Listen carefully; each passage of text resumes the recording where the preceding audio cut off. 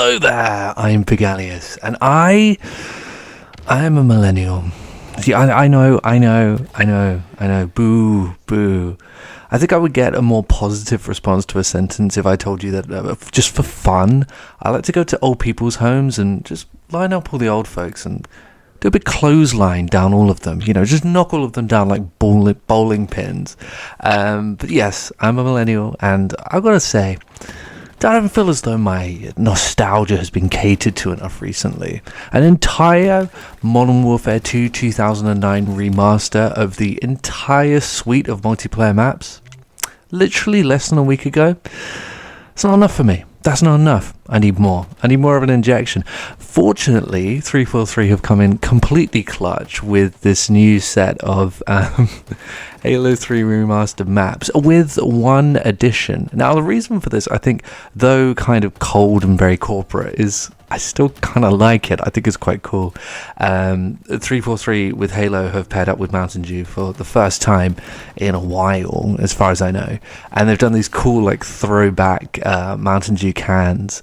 And they're kind of the design of the Halo 3 ones, but it's Halo Infinite, and I think it's really cool. I don't know, it's just like embracing the nostalgia, I think is pretty great. And so these are in celebration of that partnership, which is bizarre, but yeah, the go off Queen or whatever.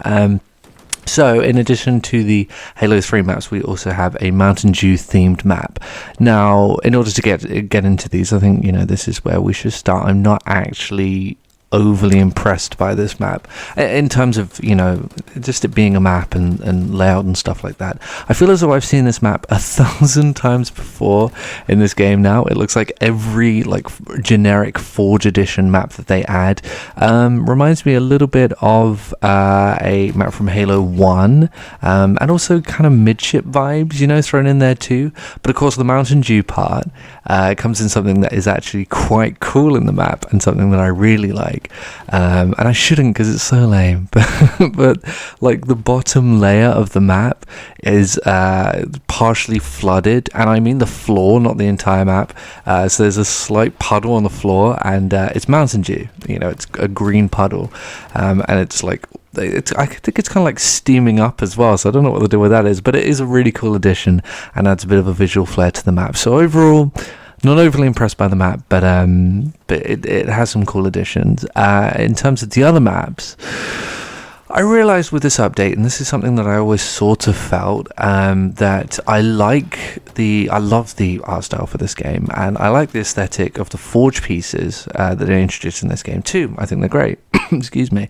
And they make for a very cool, a very sort of real feeling map vibe, and that's great. However, I just don't think this aesthetic works in terms of nostalgia, and I think a lot of the maps fall short of feeling nostalgic for me, particularly when it comes to the interior Forerunner locations. And here we have a lot of maps. We've got Guardian, we've got High Ground, Erosion, Construct, and I'm so happy that Guardian is back in the game. I haven't played on Guardian in matchmaking for a very long time, but of course it leads to an issue where maps like Construct and what was the other one? Oh my god, Narrows and stuff like that just end up not really.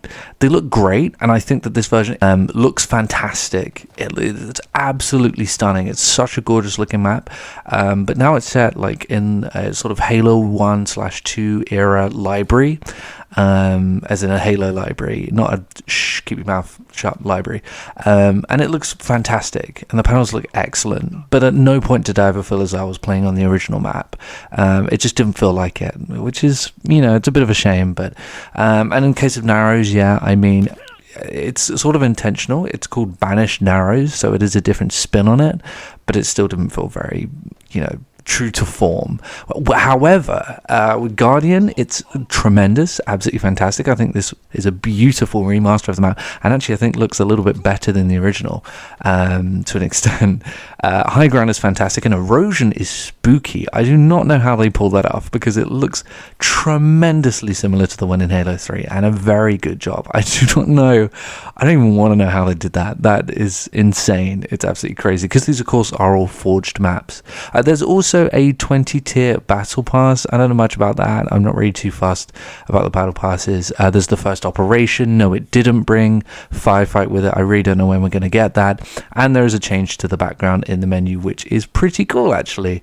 It's the Needler Cave area. So all in all, I mean, this is free content. It can't really be sniffed at. I think the maps are cool. It's great to revisit those maps, and I do think they play tremendously well in this new update. They've spaced them very well also, and playing on high ground and erosion was fantastic, but playing on Guardian, chef's kiss, absolutely awesome, and I want to do a lot more of that. So yeah, pretty good. When I reach level 55 in Modern Warfare 3, I'll probably jump back into this and really sink my teeth into it. But it's cool. It's really cool that they're adding these additions. Yeah, those are my thoughts on it. Pretty great. I guess I'll see everyone later.